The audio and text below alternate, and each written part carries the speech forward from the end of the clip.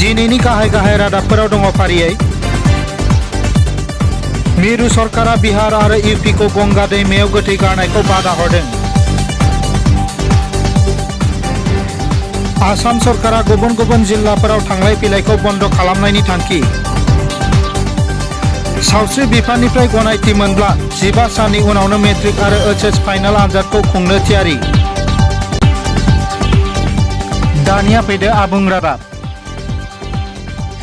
उत्तर प्रदेश आरो बिहारनि मानसिफ्रा करोना भाइरासजों जिउ गोमानाय सुबुंनि गोथै सहफोरखौ गंगा दैमायाव गारख्लाय हरनायनि थाखाय गोबां जायगाफोराव गोथै सहखौ गोजावनाय नुनो मोन्दों।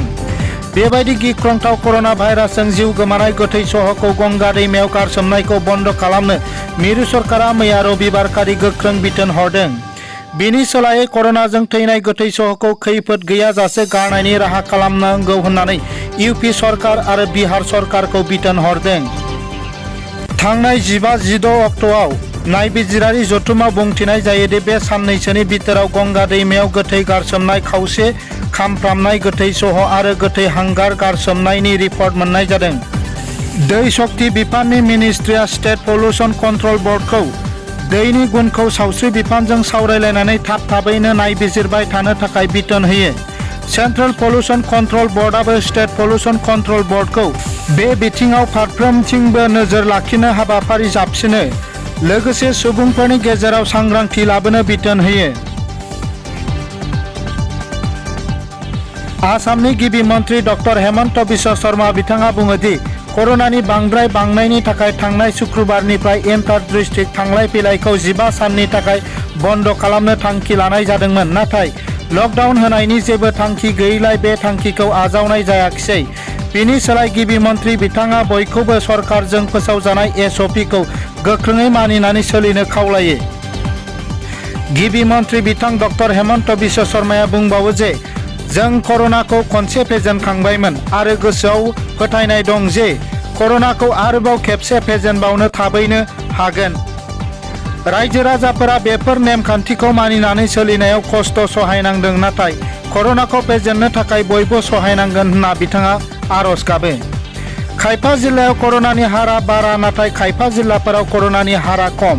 बेखायनो मोनसे जिल्लानिफ्राय गुबुन मोनसे जिल्लासिम गोबां मानसिफोरा थांलाय फैलाय खालामबाय थायोब्ला जेरावबो करोनानि हारा बांनो हागौ। बेनिखायनो बे सेनखौ बसनो जिल्ला मोनसेनिफ्राय गुबुन जिल्लायाव थांदेर फैदेरखौ बन्द खालामनो थांखि लानाय जादों होननानै गिबि मन्त्री बिथाङा बुंथियो।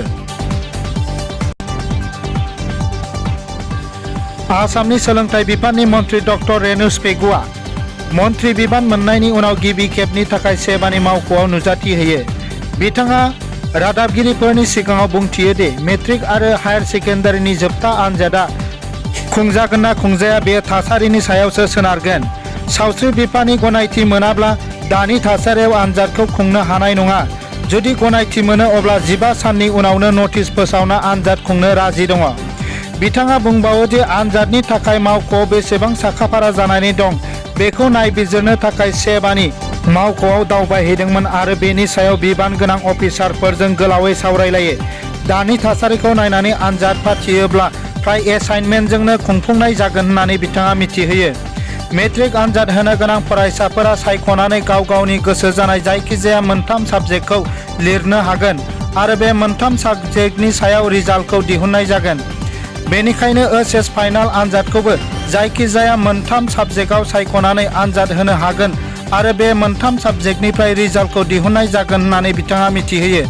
बेनिखायनो साफ्रोमबो फरायसाफोरखौ फरायनायाव नांथाबनो थाखाय बिथां मन्थ्रिया खावलायदों। दिनैनि रादाबा एसेनोसै, गोजोन्थों।